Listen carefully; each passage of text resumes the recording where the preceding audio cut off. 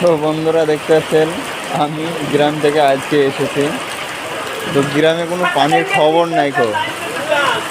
আমি বাইরে আসা যাওয়া করে গ্রামে 3 মাস ছিলাম। 3 মাসের মধ্যে একদিন পানি হলো, ঠিক আছে।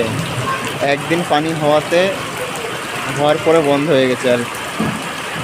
তো বিশাল গ্রামে বিশাল গরম আর রোদ, মানে যে হাওয়াটা বয় সেটাও মানে নেওয়া যায় না, এত গরম। আর এই বেঙ্গলে আস্তে আস্তে এই পানির মুখ দেখা গেছে, পুরো কলোনি ডুবে গেছে আমাদের। 1 হাঁটুর পানি কলোনি।